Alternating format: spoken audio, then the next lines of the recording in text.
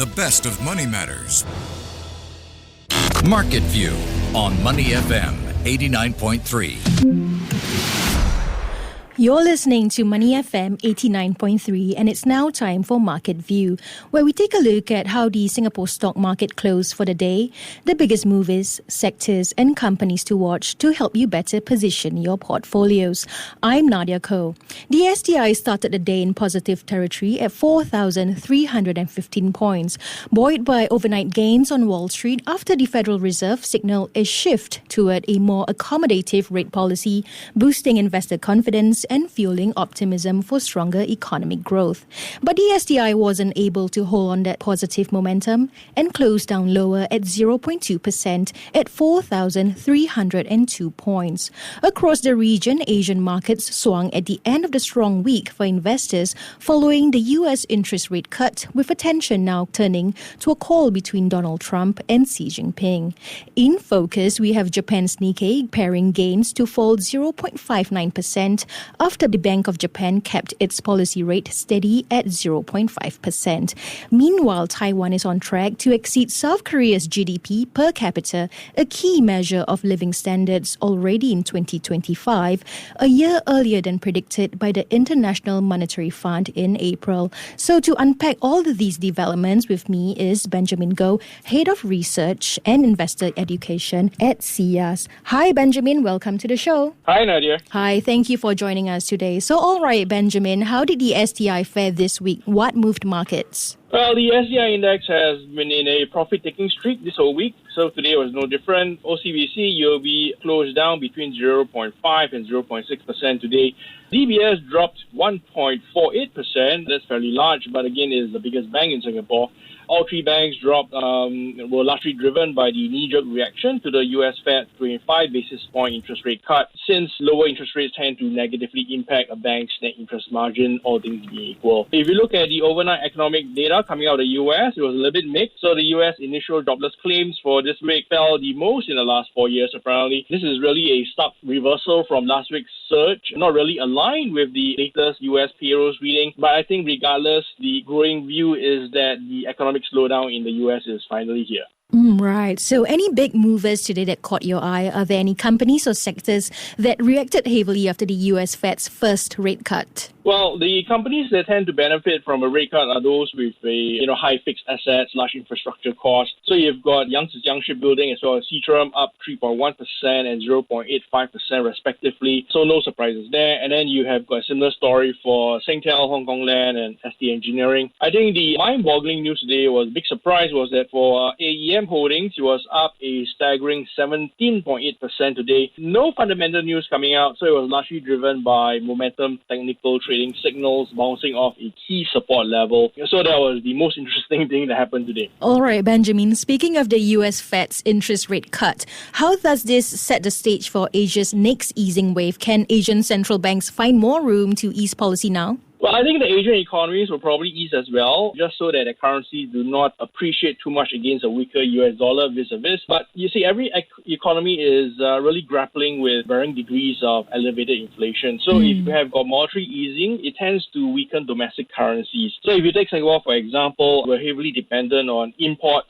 So there is a very tricky balancing act between easing too much and inflaming inflation, or the extreme, we're easing too little and risk having the Sing dollar being too expensive relative to other Asian currencies.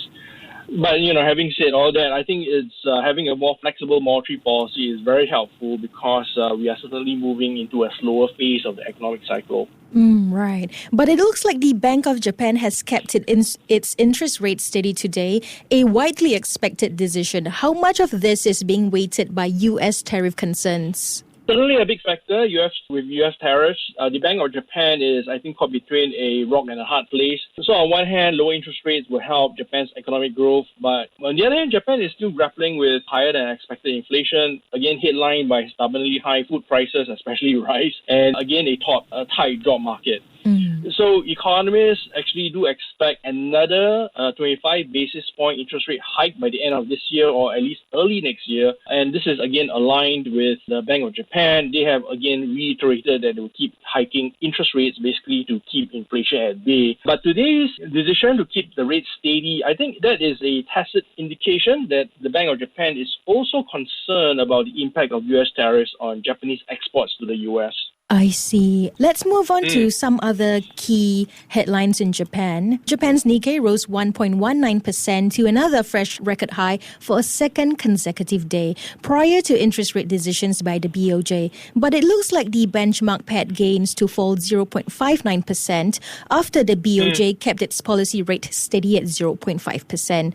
So this decision was widely expected. So why the pullback in the Nikkei? Well, apart from its announcement on its monetary policy, the Bank of Japan also announced that it was selling its holdings of Japanese exchange-traded funds as well as real estate investment trust funds, REITs, at an annual pace of 300 billion and 5 billion Japanese yen respectively. So this was not, I guess it came a little bit sooner than what the market expected. So the market was expecting this, because the Bank of Japan can't be a major shareholder of a lot of Japanese stocks, till infinity.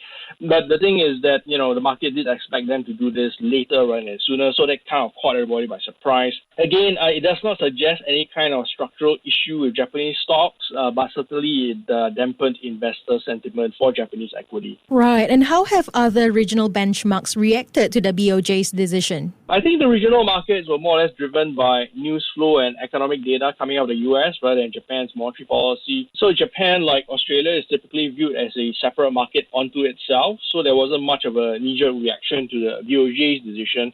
So, Singapore, Thailand, Malaysia, some markets were a little bit up, some markets a little bit down. Really, each market was largely doing its own thing. And staying in the region, it looks like the tech race tightens in Taiwan and South Korea, or maybe the race to wealth.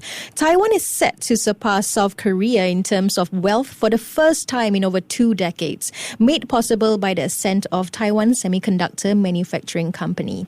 So does this mark a shift in Asia's economic ranks? Can Taiwan exceed South Korea's GDP per capita by the end of this year? Well, maybe. So the challenge with comparing, forecasted GDP per capita in US dollar is that we need to make specific assumptions in the foreign exchange currency rates between US dollar, the Taiwan dollar, as well as the South Korean won, right? So, if you have a scenario where the South Korean won strengthens while the Taiwan dollar weakens sufficiently, then Taiwan is unlikely to exceed South Korea's GDP per capita by the end of this year. But there is certainly the trend. So the historical data points do point to Taiwan overtaking South Korea GDP per capita basis some point in the future, but whether or not that's going to happen by the end of this year, I think that's not set in stone. Again, we don't really know how the US tariffs are going to impact each country's GDP by the end of the year. Right. And finally, Benjamin, before we let you go, what are some key market movers investors should watch out for in the week ahead? Well, next Friday, you have got U.S. core personal consumption expenditure for August that's going to be released. So that's going to be quite interesting because it's going to provide another data point as to where we are with U.S. inflation, and also that will also provide a little bit more background as to how the Fed is going to react in next month's meeting. All right, amazing. Thank you so much, Benjamin, for your insights today. Sure. Happy to be here. Thank you. That was Benjamin Goh, Head of Research and Investor Education at SIAS. This has been Market View on Money FM 89.3. I'm Nadiah Koh. Before acting on the information on Money FM, please consider if it's suitable for your own investment objectives, financial situation, and risk tolerance. To listen to more great interviews, download our podcasts at audio.sg or download the audio app. That's AWEDIO, audio at the App Store and Google Play.